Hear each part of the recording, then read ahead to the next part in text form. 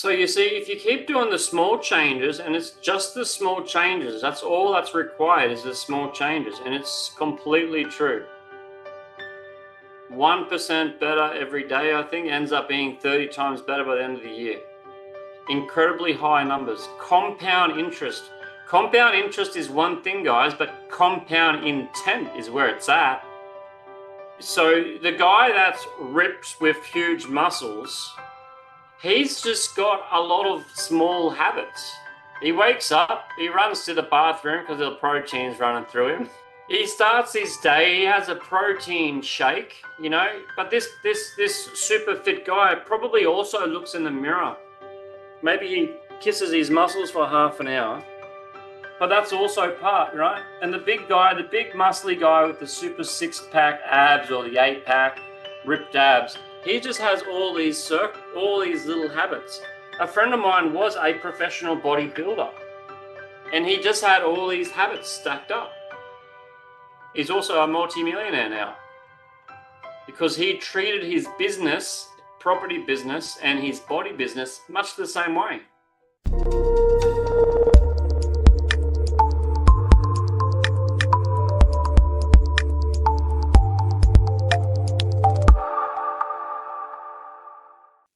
Hi there, welcome to the replay of our after hours discussions with professional coaches.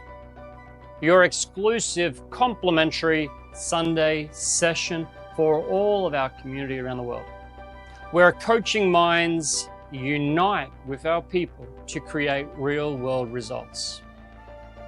I am Adrian Cahill, your host and founder of the Motivate community, and more recently, Monday Morning Motivation.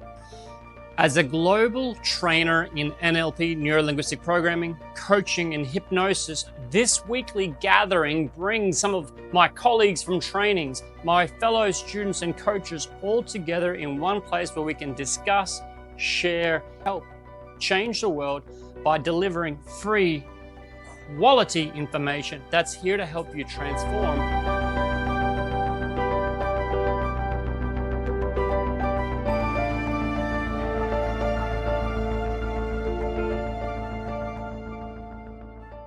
We'll talk a bit more about this book, Atomic Habits, as we go. We may reference a book, we may not reference books, and we'll bring in some stuff even better than the books. I was listening to a couple of summaries today on the book just to get a bit more of an update. I listened to the whole book 3 weeks ago, and it's not a big game changer, but it was a substantial thing for me to go, damn, I wish I listened to that book earlier. But it wasn't just that book. Some of the NLP stuff I've been doing and advanced NLP stuff or beyond NLP in the last 6 months, a particular man by the name of John Overdurf. We've been looking at some different ideas and philosophies or methodologies for the way our brains work. And then listening to Atomic Habits was just like, ah! Now it all makes sense. And I want to share that with you guys. And I'll share the source with you, Atomic Habits. But it's not just that. It's that plus the NLP we've been doing together. So even if you haven't got NLP, Cooper, Lillian, I think you can be in for a nice treat. If you want to do anything in life, if you actually want to be an astronaut, in this session we'll cover how. Or if you just want to make your life a bit better, that'll be covered too. And we're going to cover it in such a simple way that everyone will be able to go, I understand, I can do it. Then the question will be, do I want to be an astronaut? And personally, no, I don't want to be an astronaut. But if I did, I'd know exactly how to do it. It would be combining NLP with Atomic Habits. Before we get into our lovely juice, I'd love to hear if someone else has done something really nice and loving for yourself today. Have you had something you've done for yourself today? Something nice?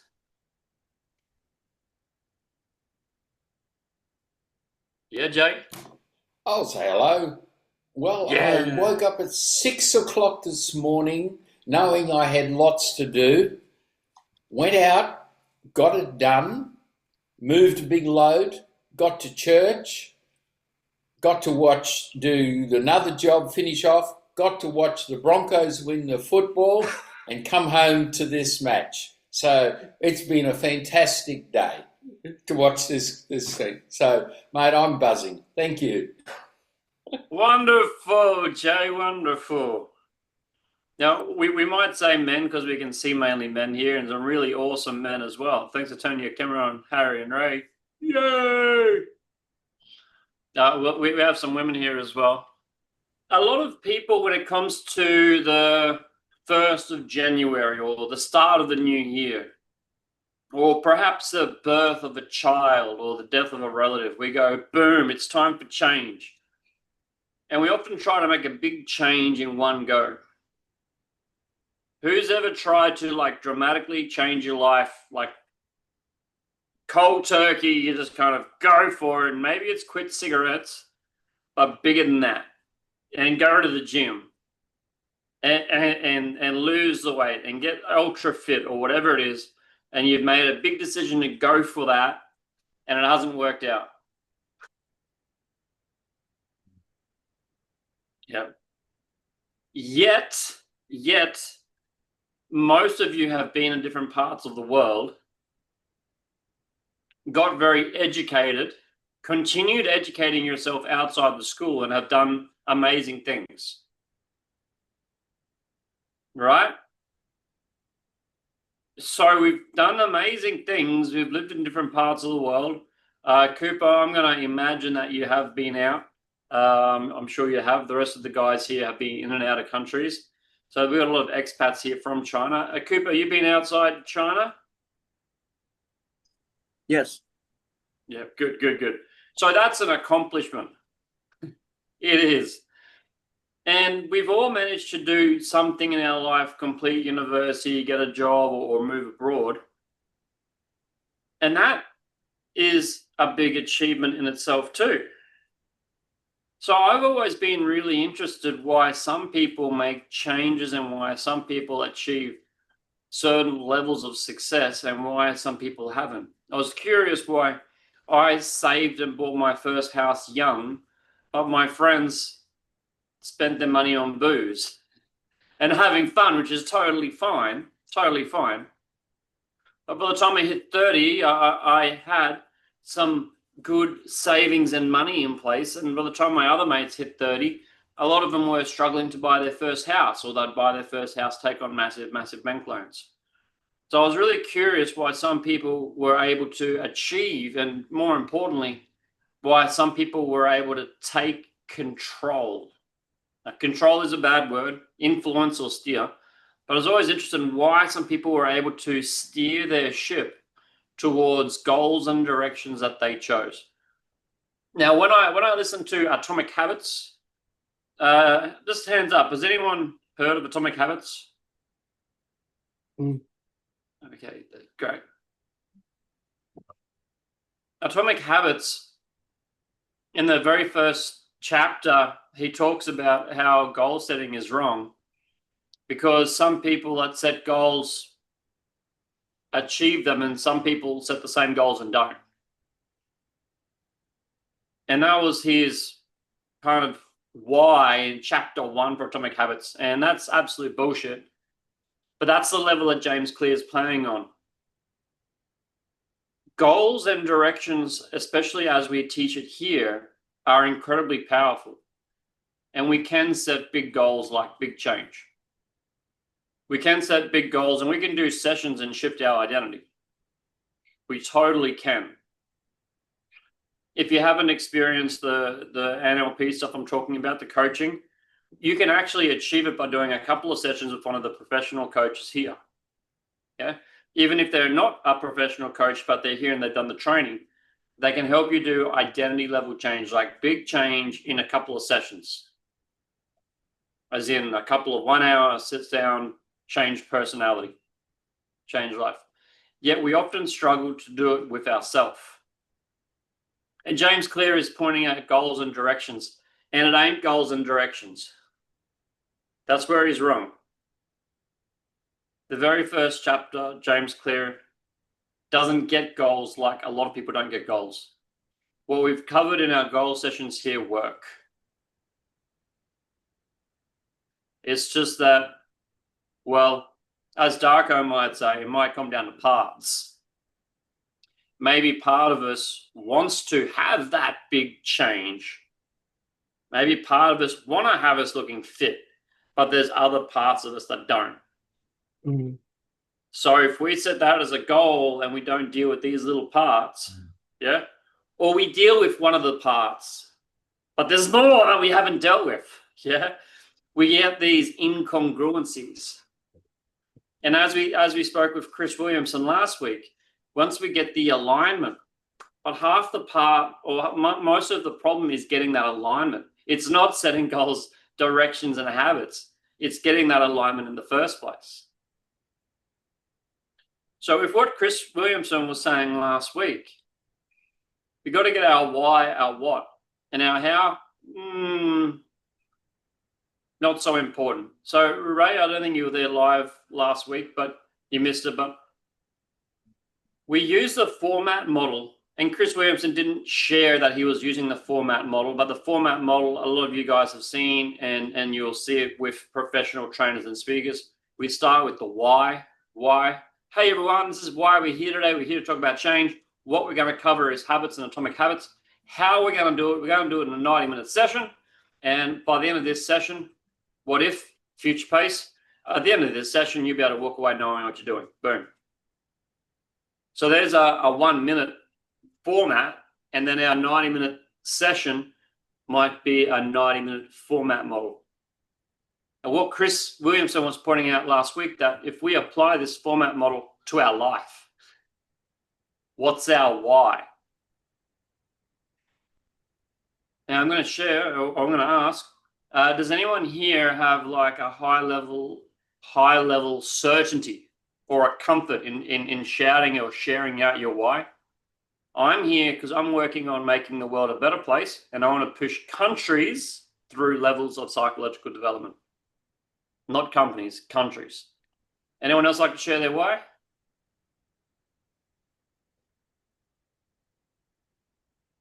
I can share. Okay. Yes, so my why is what I'm doing is to help people to achieve their goals, and if they think it is not possible, to make them that it is possible. It comes from my previous experience, because I was not aware what I am doing, and I start with education. I start with NLP and make a drastic changes in my life. So what was impossible for me 10 years ago, I can see now that it is possible, but we need to make a changes to. It is not to give up and not do nothing, but it is doing small changes, and the change is happening. Nice, 100% right on. Andy jumping in advance as well. Nice. So it's nice to have our good why, but a lot of people struggle with a why. I know. I'll tell you again, my why is pushing countries or helping countries evolve. I believe when South Africa was going through apartheid, apparently Israel went through it as well. They used specialists from spiral dynamics to help, and NLP to help the transition through there.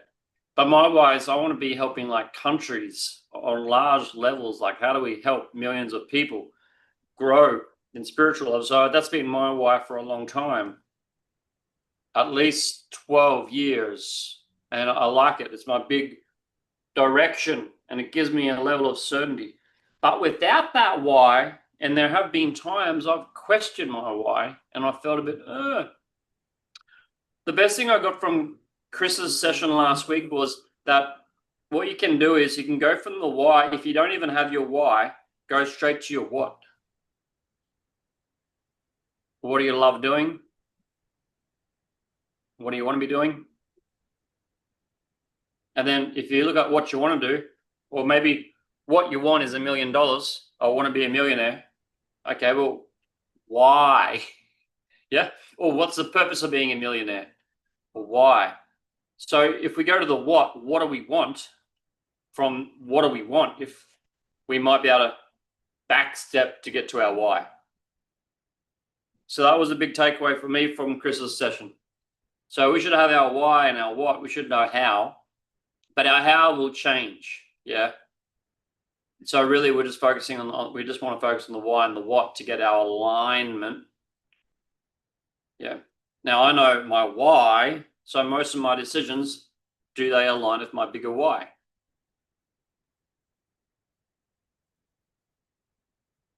So it's great to know our why. If we don't know our why, maybe we just do the what. Well, I want $1 million. What do I want $1 million for? Because I'll be financially free. Oh, financially free. That's part of my old why. Before I got financially free, that's my why. I wanted to make a XXX so that I could be free to do what I want in life. That was my why for my 30s or my 40s. Yeah. So get your why and your what. And from your why and your what, then you can go and set your goals, your direction, that kind of stuff. And it does work. But now that we're going to step forward into today's session and talk about habits, because this is how you make it work. This is how you make it work. In NLP, you learn so much good stuff. But we had like 18 intensive weeks. And each week there was so much you could have taken away in practice. So my hat goes off to those that went into master practitioner and those that kept coming and kept coming. Because we were constantly dropping new nuggets and new ways to do it. You've got all the training already. It's a matter of utilizing it and simplifying it. So you might want to look at your why and your what before you look at habits. Let's say you want to get ripped, get a 6-pack, or get some guns. What kind of person do you want to become? Or what kind of person do you want to become next? And Harry and Jay, I'd love to hear your answers for that. What kind of person you want to be next? I'm going to pursue higher goals, but I'm also want and will do it with more and more heart. More and more heart.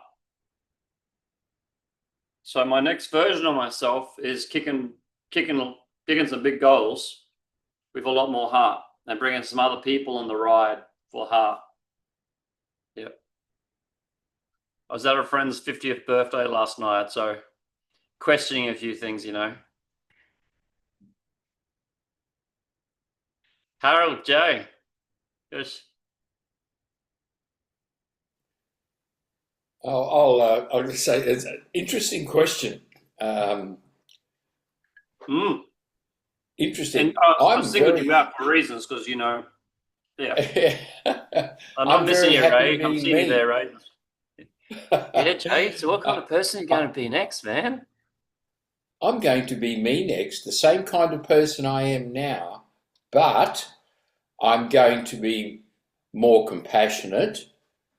I'm going to have deeper faith in Christianity, and I'm hopefully going to be a person who's more supportive of others.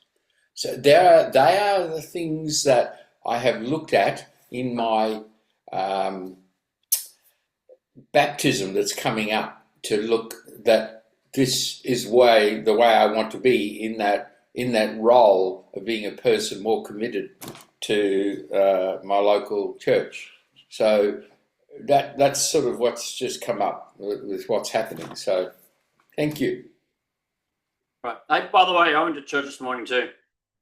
That's another story. Harold.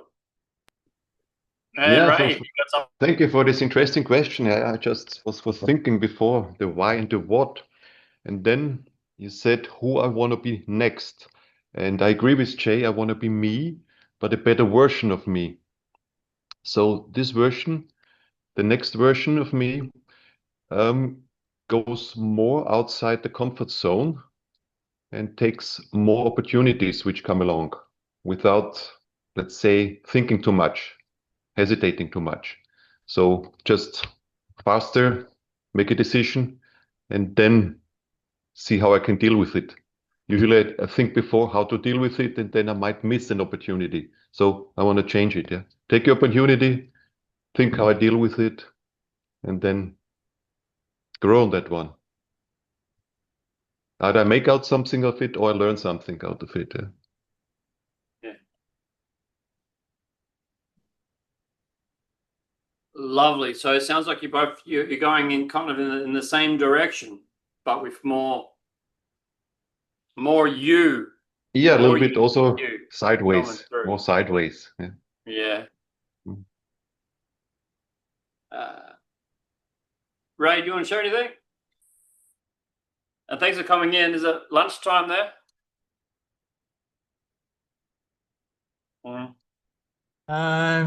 No, it's a work in progress because I have a deadline coming in December that I set for myself. So this is something that I am continuing re-evaluating. Luckily for me, I have a bit more time because I have some contractual obligation that I need to honor until October next year. But there is some goals and objectives that I'm about to reach for this December. So mentally speaking, I need to put myself in the person that I want to be in the next stage of my life. So I don't have an answer for you because it's a work in progress. Yeah. Yeah. Well, see, and for anyone listening, if it is a work in progress and you're at a point where we're not quite sure of a couple of things, and we're trying to set a goal, it's going to be hard to set a goal. Or it might be a hard time to start a new gym membership and get cracking in the weights, if we don't know where we're.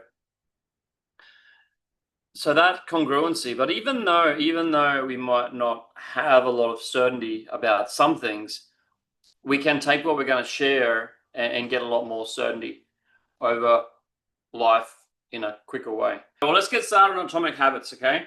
So atomic habits, without looping, we would be loopy.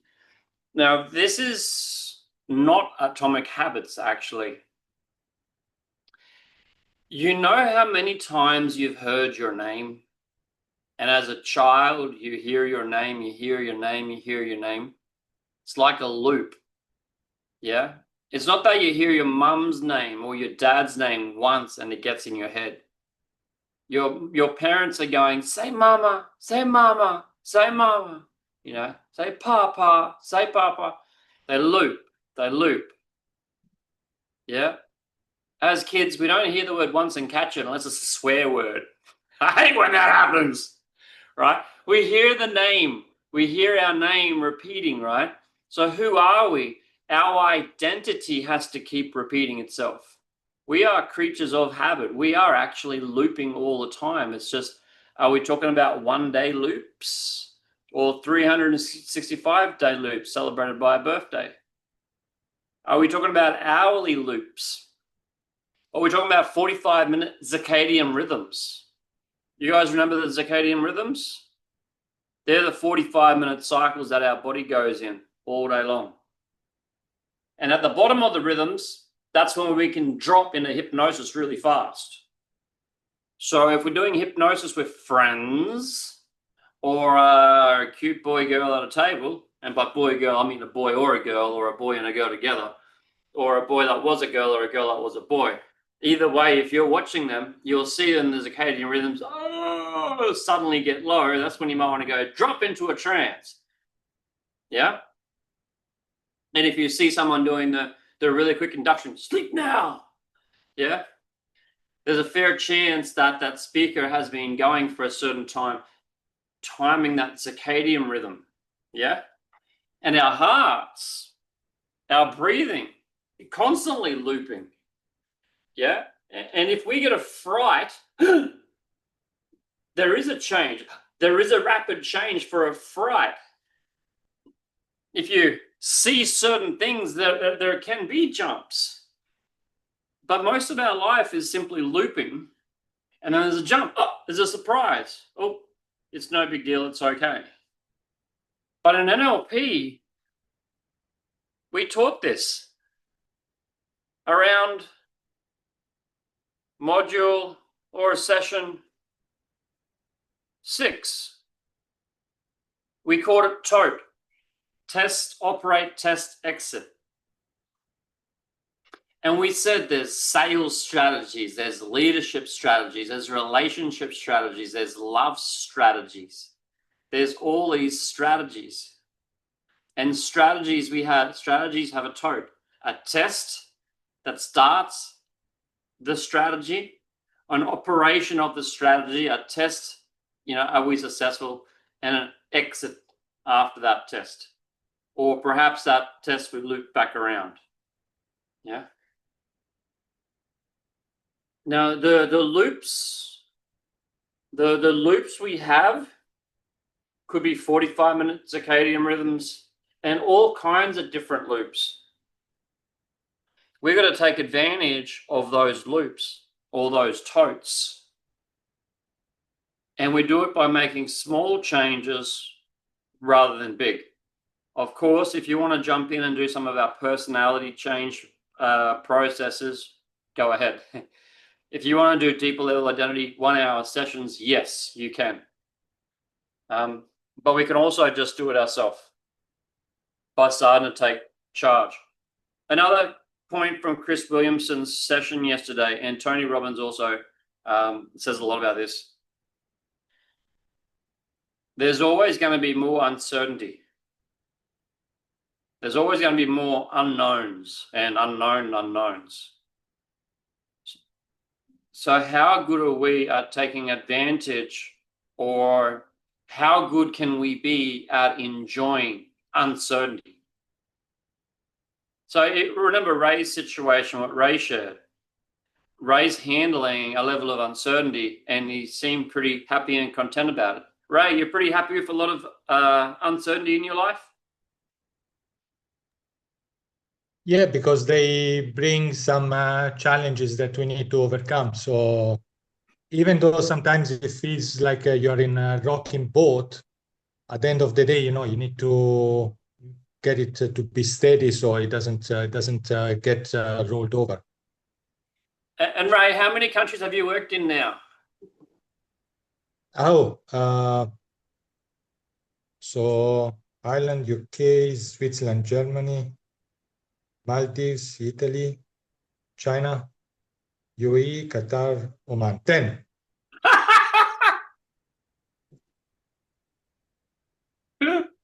That's bloody brilliant. Yeah. And that just proves that, kind of what Chris and Tony Robbins are saying, your ability to handle uncertainty can dictate the quality of your life. You can handle that. You can go across 10 countries. This is a man here who's been faced with continually uncertainty, and it's just no big deal. Handles it skillfully. Now, for those that haven't done the training, how do you handle uncertainty? Not knowing where the future is going to come from, or not knowing if you're going to be able to afford a house, or not knowing the way. Not a lot of people can handle uncertainty as well as Ray, but I'd like to encourage people, and especially after last week's session, another thing to consider was to do a couple of processes or some activity to get a lot more comfortable with uncertainty. I'm a pretty happy guy, pretty darn happy. I've got 2 beautiful kids. I live on the beach, but I'm a single man. I do care, but I don't care too much. But when I'm out, I will often talk to random women, cute girls, just because I might feel uncomfortable about it. I feel uncomfortable, I'll go and do it. And I do that as a way of training myself and a way of just pushing the boundary a little bit. Yeah. I could do some NLP process on it, but I'll just have a bit of fun with it. And I'll just say something silly, or I'll just go up and say hello, and I'm just getting myself used to that. I had a beautiful girlfriend many years ago, and we're at a bar, and I wasn't drinking, but there's a bar, and she was outside the bar walking down the street. I jumped over the bar and I stopped her in the street. And one of the loves of my life, we were still great friends. So I shared that because how are you dealing with uncertainty? If you want to make some big change or small changes in your life, uncertainty is going to be a factor. It might be one of the small parts or maybe a bigger part. If you want to start a habit like going to the gym, is it an uncertain pathway? You don't know which gym to go to. You don't know how to use the machines. You don't know the habits. You don't know the course. So yeah, the uncertainty makes it harder. So one of the key skills, characteristics that we want, high level to handle uncertainty, or go as far as Ray has and enjoy it, embrace it and enjoy it, flourish in it. Yeah, so our brains are a repeating mechanism, and there's a lot of physicians, engineers, and quantum physicists. I've got these most beautiful models here. Stockness. Can you see that well enough, Harry?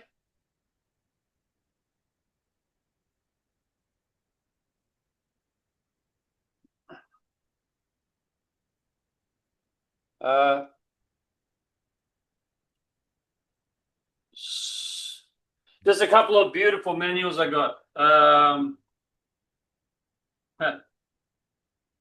Betting on change, odds, ends, and beginnings. I've been going through some wonderful training with Mr. Overdurf, and he keeps just showing how if we take notice of the tote, if we take more notice of our totes, of our strategies, the small strategies or the big strategies, these are the habits that Atomic Habits is based on. Atomic Habits is basically based on ineffective totes, replacing them with positive and useful totes. We've seen this picture before. Yeah. Well, the picture on the left, your plan, reality. Well, reality, you might have to go through those challenges so that you get the muscle. You get the muscle and the experience and the skills to be a winner. If you just went straight, you wouldn't really get the muscle. So we need the muscle, but we don't necessarily have to be scared about it. And that's what I want all of us to do this year, is so that when we go through the challenges in the next 365 rotations around the moon, around the sun, when we do it for the next year, guys, we got to do it with more enthusiasm, more happiness, and as Jay said, more compassion. And perhaps, as Harold said, being able to take, well, in some other words, take the bull by the horns. Yeah, take action. So now, if you see the picture of success and the success with the squiggly line, this is what we kind of want to avoid. It doesn't have to look like that kind of squiggly line. It can look like a masterpiece instead. It doesn't have to be squiggling all over the place, because if we're creatures that loop, yeah, I'm sure you've heard this metaphor before, but no shit. I was in a ferry yesterday. We're going from our beach here. We're going out to some island. We're doing a 2-hour trip one direction. And the boat's going this way for about 7 seconds. And then it goes that way. 7 seconds. That way. 7 seconds. That way. 7 seconds. You're like, why doesn't the friggin' thing just go straight? It's going this way. Then it's going that way. It's going this way. It's going that way. Has anyone had this experience on a boat before? I've got a friend that's got a catamaran, and we used to go sailing. And I understand from sailing what's happening. He's got the degrees in the compass. He's got the degrees in the compass, and what the boat actually does is the boat actually tries to go straight, but it can't actually go straight because you can't sail dead straight. It doesn't happen. So it ends up sailing off. So what it's doing is just, it keeps course correcting left, right, left, right. And that's the function of the boat. Boats don't go straight. They go like this. How does a bullet go? Straight? How does a bullet go? Harold. Yeah, okay, see right over here? Bullets do a spiral, yeah? I like a loop. Well, if you look at it from one direction, it's a loop. If you look at it from another direction, it's called fast acceleration. So the different angles of looking at that loop, or the different angles, what if we look at these angles and looping as an absolute blessed and lovely thing instead of a problem? Has anyone got a problem that they've been thinking about constantly? How often do you get a client or a friend that says they're constantly thinking about a problem? I just can't stop thinking about that person, or I can't stop thinking about that. Yeah. Well, what's the typical response to that? It's a problem. I don't like it. Or maybe alcohol or shot, or maybe to the fridge, distraction, procrastination or something, yeah? But what if that constant thinking is just simply the function of the brain? What if it meant that you have a healthy brain? Consider this. Instead of saying that's a problem, that's a healthy brain.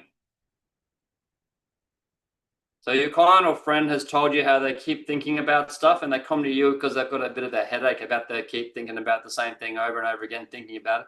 And you're like, great, that's a sign of a really healthy brain. What's happening just there? Relax. It's just a sign you've got a healthy brain. And those nights you couldn't sleep, that's a sign you had a really healthy brain. And you might have thought it was looping, but maybe it was looping like a bullet. It may have seemed like it was looping, but what if it was actually making progress? And after a couple of endless nights, you're on the other side of it.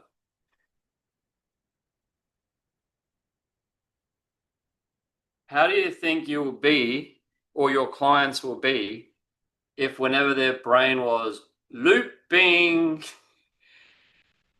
they took it as part of a sign that they had a healthy brain that was doing its thing, repeating and repeating.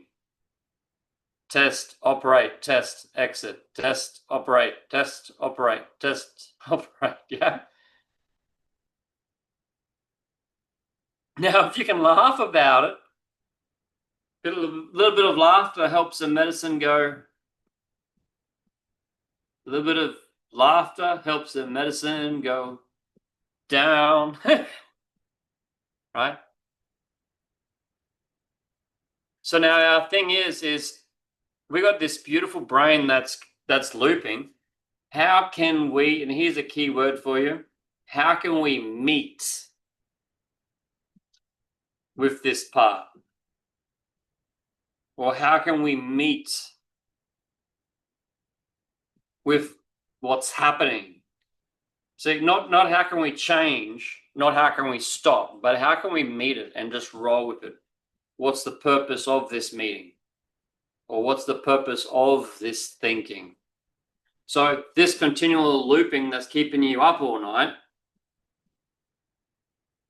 if we meet with it, you know, what's the purpose? Okay, make agreements, find a different way to do it. Yeah. Okay, do you want to ask any questions, or should we keep rolling?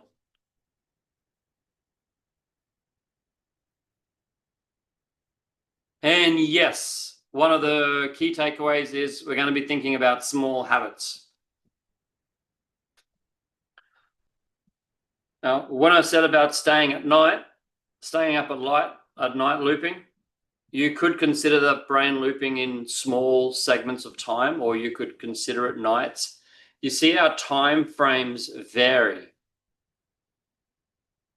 And typically small habits, we're imagining a small time frame. But what if those small habits compound? Then they do make big. Yeah. Because if we have a small, very, very small habit of, okay, my brain is repeating itself, that's okay. I can meet with that. That can be a very small habit. It can be a 30-second habit. It could be a 2-minute habit. But if with repetition, it could become a habit that you repeat constantly throughout the day, creating big change, but only one small habit, one really small habit. My brain is looping. It's okay. Do I want to meet with it? Let's meet with it. What am I looping? Why am I thinking about this person? Why am I still thinking about that job? Why am I still thinking about that? Or what's the purpose? What's the purpose? What's the purpose? Okay. So that's one small habit. One big change. Atomic habits will have you looking at some habits to go to the gym. Okay. There's value in that. There's a lot more value in being able to handle uncertainty. Because what if the reason you're not going into the gym is because you're uncertain? Or what if the reason you're not doing the job you love, or with the people you love, or changing the job, whatever, is because you're uncertain? That's a lot bigger than going to the gym. Going to the gym is incredibly easy when we get the other things on track. I believe.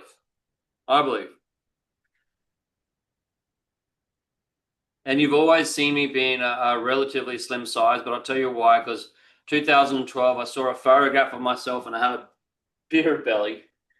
I had a beer belly that I put on, and I saw the beer belly and the bit of the flab and the girlfriend I was with, and I was like, and just, that was it. That was really easy. From that point forward, I'm like, boom. I used my military thing and I went to the gym constantly. But there's other habits I've had to quit and change.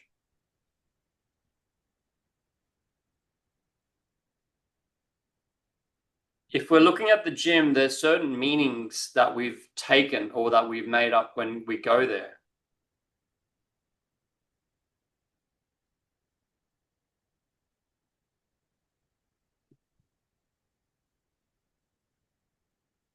We know no meaning, no content, no thing has meaning by itself. There's always other things we're comparing it with.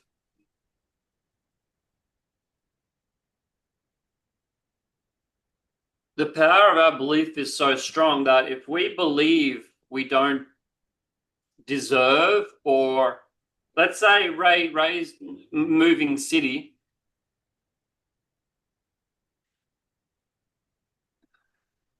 if I might be moving city, that might get in the way of me setting a goal or a routine. Because a lot of my life is hanging on this uncertainty of which country will I go to. Now, at the same time, luckily, Ray has a bunch of options and he's a really, really, really freaking smart guy. And he's got good networks around him, right? But not Ray, someone who's gone overseas for the first time, for their first time, might have that pathway. And because of the uncertainty, they're not sure if they go to the gym or that gym or CrossFit. So uncertainty is playing out in every way. Uncertainty can play out like, I'm a loser if I go there by myself. Okay, well, let's change that and turn that into a habit. Every time I think that, I'm going to think this. Every time I hear myself say those words, I'm going to say out loud, a winner can go by himself, or every time I go, especially when I go by myself, I'm even stronger. Might consider that a simple NLP reframe. We've got an old frame of I'm not good enough, or I can't do the habit by myself, or I'm not worth X. Whatever belief we catch in our self-talk, set up the reframe straight afterwards. Does that make sense? It's really good advice. Yeah, but it's good advice, and we set this up as a habit. And then if it's going to the gym, or as I mentioned, talking to random girls, I've got a habit now of I can feel uncomfortable and I can just go and do it. I have no problems handling and dealing with that emotion, that roadblock. And not just that, I've actually realized that most people really like it. and most people like a human connection. Yeah. And then I also realized that, hang on, this could be a second for me to practice a little, what do you call it? Not smooth talk, but positive self-talk. It also gives me an opportunity to put in a positive self-talk suggestion, or positive hypnosis suggestions for people when I meet them. Yeah. You can also do conversation and social stuff simply at shopping centers.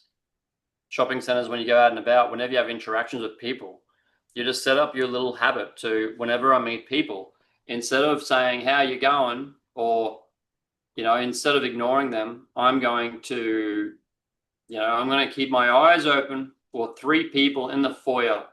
Whenever I leave my apartment or work, I'm going to make a habit of eye contact and waving to 3 people. Break that down a bit more. I'm going to be someone who makes eye contact and smiles to people. Might be out of your character, but can you make that a habit? Hell yeah, you could. And there comes a slightly bigger picture, which Atomic Habits looks at, is a who do you want to become? As we spoke before about Chris Williamson. Atomic Habits also says, think about the identity you want to create. It's just James was a bit more on the habits of getting to the gym. And it's like, come on, that's easy. Wouldn't mind talking about that for a little bit, actually. Hey, guys, if you want to create the habit of going to the gym, James Clear mentions setting up your gym clothes the day before. Yeah. Putting it on the calendar. Having an accountability partner. What else? How else do you start that habit? When I was indoor, I would actually go to work with the gym bag. So after work, I didn't have excuses to go home and change. I will go directly from work. Yeah, and you also said that you eliminated one of the excuses you had. You eliminated the excuse by taking the bag to work. 2 things. Where we're setting up for work, and he's also making it harder to exit, making it harder to chicken out or back out of it. Awesome. Darko, you were about to say? And also training. Like Ray say, after finishing work, he's going to go to the gym. So I can say after I took my son, go to the gym. That kind of training. Yep. The things. Training. Yeah, Adrian. Yep. Yeah. Yeah, Jay. One of the things I prepared a backpack and it's always in my car, so that if I'm driving home, I'm actually driving past near where the gym is, so that I have never had an excuse when I go, oh, look, I've got half an hour. So, but I don't go to the gym now, but that's what I did. I had it and I used to put it on the seat, on the passenger seat, and put the seat belt around it. Every time I hopped in the car, it was there. So it was consistent reinforcement of what my goal was. Mm-hmm. A little bit of prior planning goes a long way, doesn't it? Now, if you put the stuff in the car and put it in the back seat and doesn't have the effect, don't give up. Try the front seat. If it doesn't quite work, try it again and put the seatbelt around it. If you do that, first time in the back, second time there, third time seatbelt, well, you've tried 3 times. I don't know what we say about the word try, but you've attempted 3 times. You'll probably succeed on the 4th go. Probably succeed. Yep. But as we know, wisdom is knowing, when to keep pushing and when not to push. Hey, Mark. Thanks for coming on, bud. This is unusual. Mark normally doesn't show his face till the end of the session after he's finished a meal or something. I'm cooking, but it's in the thermon. So you asked about techniques for going to the gym. There's actually quite a few. So it might be of assistance to some people. Shadow values is really good. Obviously paying for membership, and keep reminding yourself you're paying for membership. Keep reminding yourself you're paying for the membership. Nice one. Nice one. Yeah. Get a photo of the body that you want from a magazine or something from the internet. Paste your own face onto that. Print it out. Put it on the fridge. Dude, I look weird in a bikini, man. Yes. You might be surprised, actually. Photo of the body you want. Yeah. Yes. I don't think the body you would want would look good in a bikini, but get a photo of someone quite muscly, if that's what you want. Someone quite muscly. Couple of muscly pictures, put them up. Yeah. Yeah, put them on the fridge. Yep. Yes. Yeah. If you see a strong Arnold Schwarzenegger picture on your fridge, you might not grab the, snacks. Put the health food out so you can see it. Health food where you can see it. In my house, I've got nuts. I've got nuts sitting on the bench there. So I eat a bit of nuts every day. But underneath the sink, what do you keep underneath the sink, men or women? And I'd love to hear Cooper or someone from China. What do you normally keep under the kitchen sink?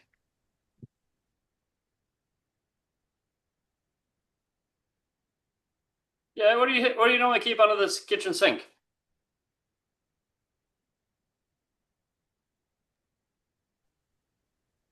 Normal person will keep cleaning stuff. Cleaning stuff. Cleaning products, chemicals. Yeah, not snacks, definitely. That's an idea. What if I put my snacks in there?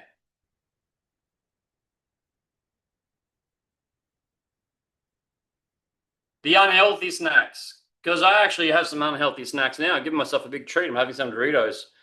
I was listening to John Gritter eating some Doritos. I thought that was fair enough. Cool. But what if we keep like those kind of Doritos or those corn chips? What if we kept them underneath the kitchen sink where we kept the chemicals? Just ponder that for a second. Do you want to eat them? There's something that happens there when you pull it out from that spot. That's where I keep my alcohol. Yeah, but they're already full of chemicals anyways, so it doesn't change much. So a way to get yourself put the negative food that you buy. Well, stop buying it. But sometimes you're better off having the treats. So in my house, I actually have a bowl of Doritos. They've been in the cupboard for like 2 weeks. But it's time for me to have a bit of a treat. It's Sunday afternoon. I'm going to hang out with the guys here. I'm having a juice drink. I've got a bit of water afterwards. So I like to have some kind of snack food, but I keep it near the chemicals. Well, I don't actually. I keep the alcohol near the chemicals. But just where you keep your things, we have all these anchors in our home, like the chemicals go there. And when I grew up, we used to put our empty bottles up high somewhere. So up high in a fridge or somewhere up high, we would put our empty bottles like, I'm proud. We finished that bottle of vodka or those rums or those bourbons, and they go up on top of the fridge like it's like a trophy. You know, and when you became 18 or 22 or something like that, we want to have a couple of bottles up. You probably have it. Sorry, John, I'm going to have some flashbacks now. Did you guys ever like wear a necklace and, you know, have a couple of bottles up there? So if your mates or your chicks came over, you could pour a cocktail or, yeah, who can resonate with that? Yeah. What did you drink, Ray? It was some bloody, what did you guys drink? And Harry, what do you drink in Austria there?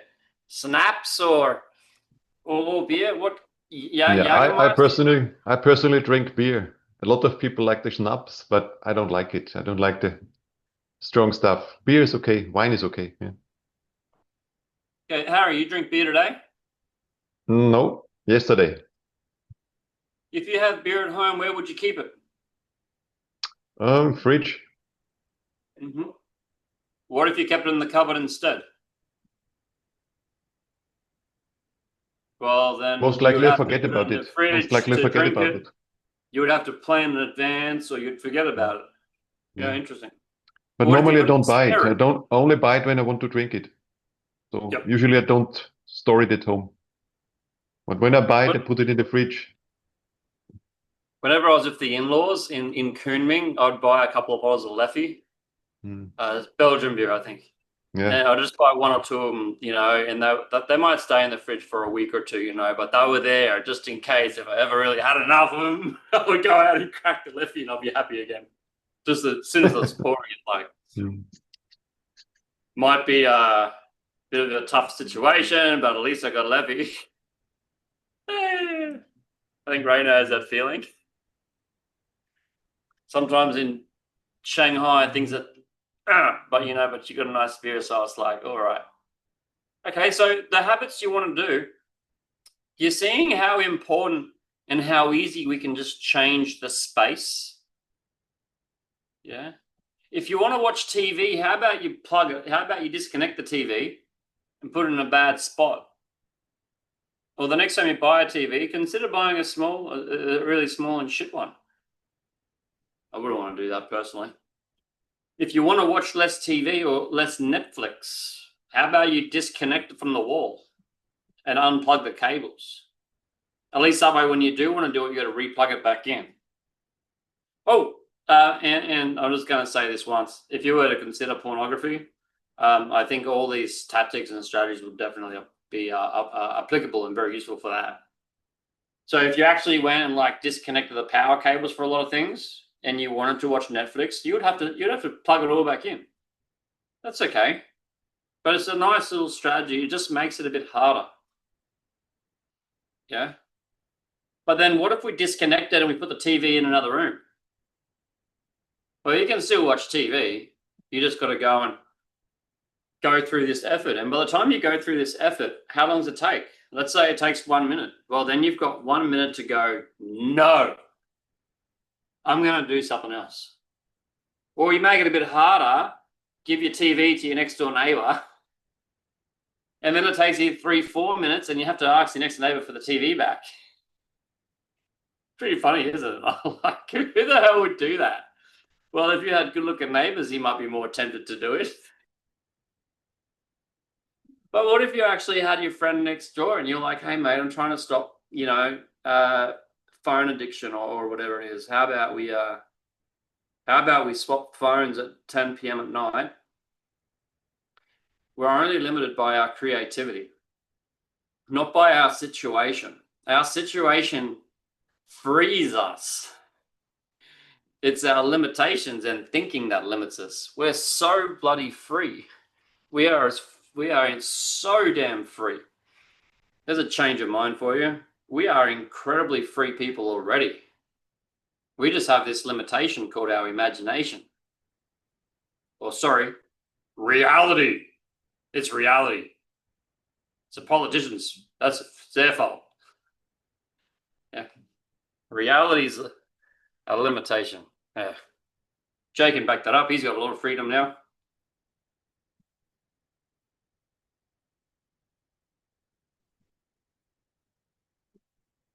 All All right, I got one or two more slides, which I might. I actually use this program Gamma again to do this. And I spent a lot more time thinking about the presentation and planning it than I did doing slides. This whole mindfulness and mindlessness, this is the root of the habit. If we're mindful, or the more we're more mindful or aware, we get to see where our habits start. We get to see the triggers, the external triggers. Is there a particular time of day that triggers the bad food? Is there a particular time of day that we want to trigger the gym? The more mindful we are of the programs, the looping that's already happening, the more aware we are, the more we can step in and course direct.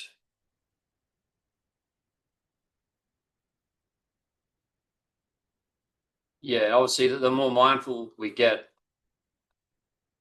the more we're able to chunk and perceive things.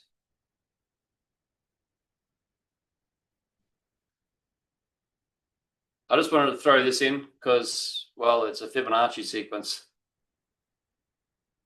If that's not enough proof, in the Fibonacci sequence, it's looping. But you might also say it's spiraling. And we can spiral up or we can spiral down. Regarding more compassion, more love and more heart, what kind of habits can we do to maximize that? And are there any obstacles that get in the way that need to be minimized? Yes, it's what Jay mentioned, but it's also what I mentioned.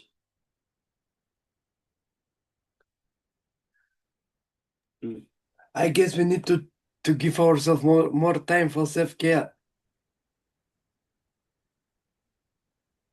So we more time for self-care. Yes. Oh, a bit more time to go slower.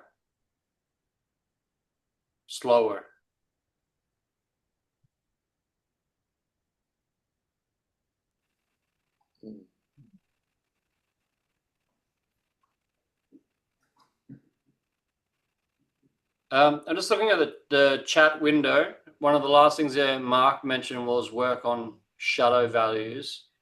I'm going to agree with that. And guys, the shadows are very hard to see if we're going too fast. So what Darko just mentioned there about time for self-care, it's not just time for self-care, but time for self-care, time to slow down. Imagine you're walking fast along the beach. Yeah. And imagine you're going slow. When you go slow, you're going to recognize a lot more. You might start to feel the feet, feel the sand. And you might even notice the shadow or be able to notice the shadow. But if you're going too fast, then those shadows are constantly there in the background. Shadows are everywhere we go. If we value things, there's going to be an opposite. Yeah. It's just kind of like the law of nature. As soon as we want that, it means there's a not that. The Cartesian coordinates, for example. As soon as we want that, then there's something we don't. So if we go fast, we can.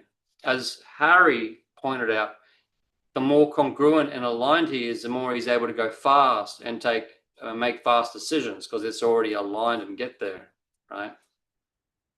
But when different things come up, different decisions, new decisions come up, every time there's a new decision, if you slow down, you can actually see what are my values, what are the shadow values, what are some of the unknowns. So I like that. Going slow seems to be incredibly important for love, for heart, for compassion.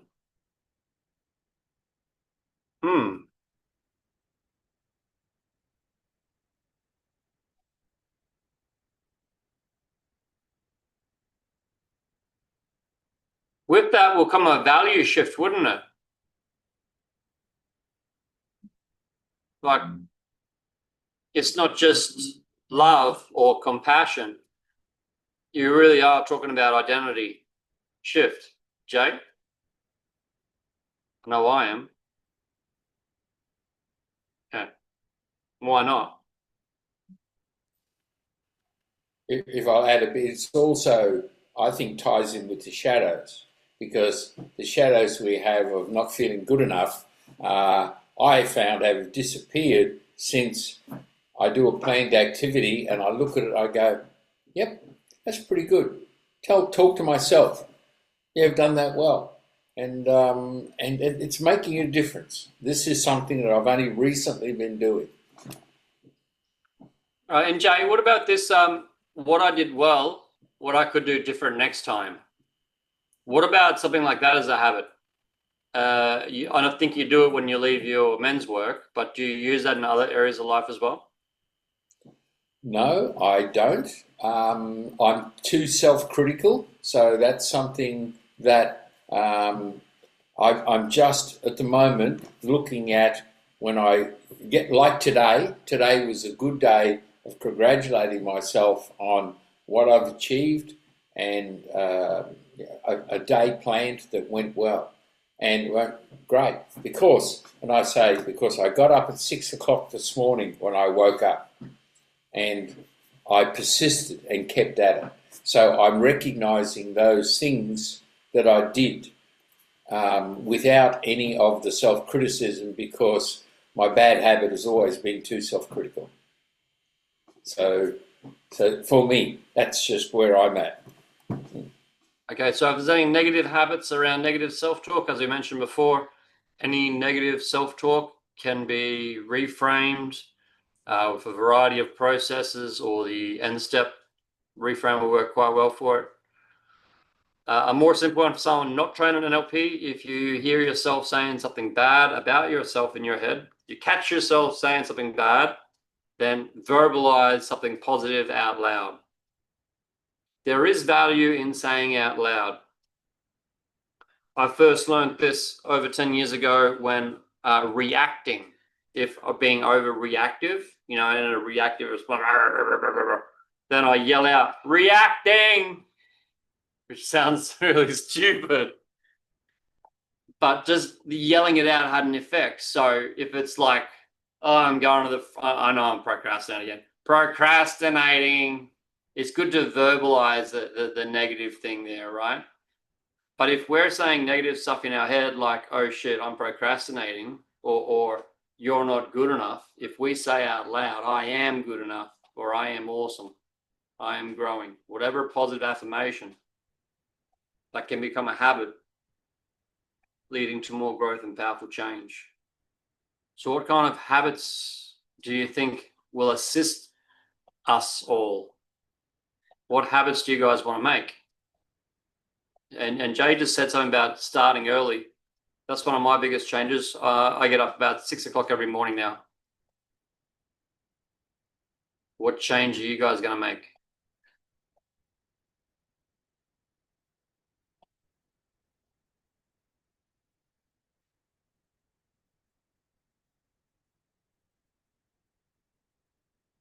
What I'll add habit? one more.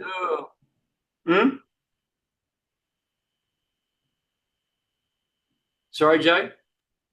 Oh, sorry, I thought somebody else. I said there was one more. Because I've said get up early, I now go to bed early.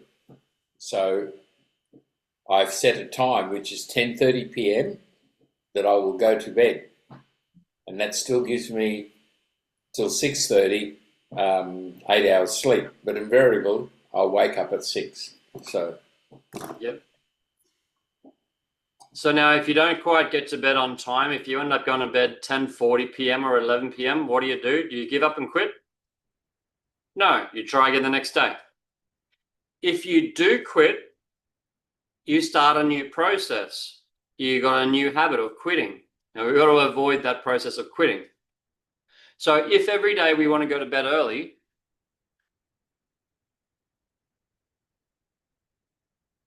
maybe we mark it on a calendar every day. Tick, tick, tick, tick, tick, tick, tick, tick. if we have a series of ticks, we get that visual feedback straight away. So instead of an auditory feedback, we get a visual feedback. Feedback loops. The negative feedback loops need to be broken, and more positive feedback loops need to be put together. Like the patting yourself on the back, the buying yourself some Doritos to have occasionally, by occasionally treating yourself to a nice restaurant, a nice meal. Some people do the cheat stuff. I guess you can call this a cheat stuff. I look after my body, but I've got some. So we got to have these little rewards, little pats on the back, little I love yous, doing nice things for ourselves, bit of smile, positive self-talk. This is all positive reinforcing. Break all the negative ones. Pattern interrupt, reframe. Yeah. Get creative, get coached. Create the small positive change, and you can create a second and a third quite easily. And you guys are already well on the track.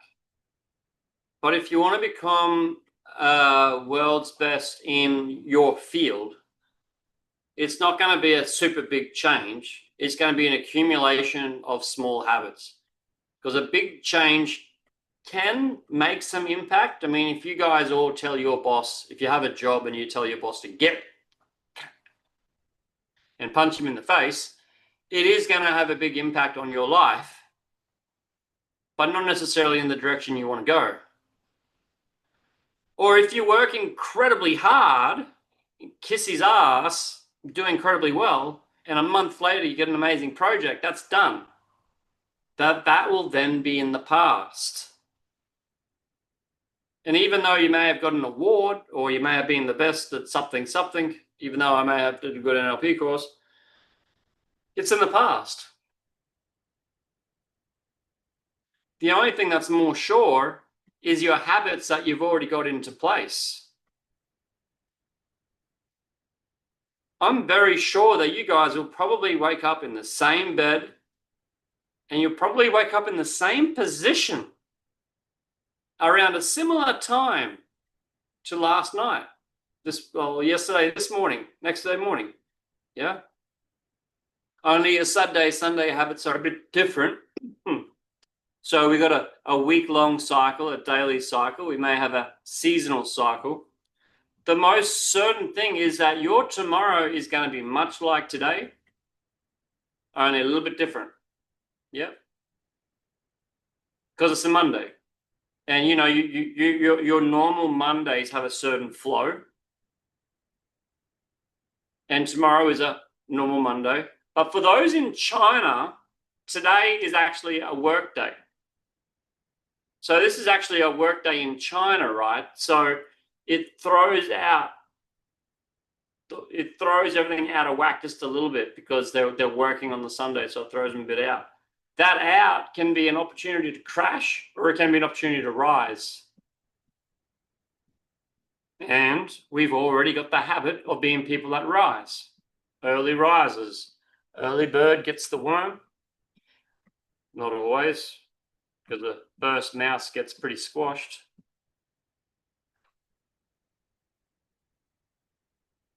So you see, if you keep doing the small changes, and it's just the small changes, that's all that's required is the small changes, and it's completely true.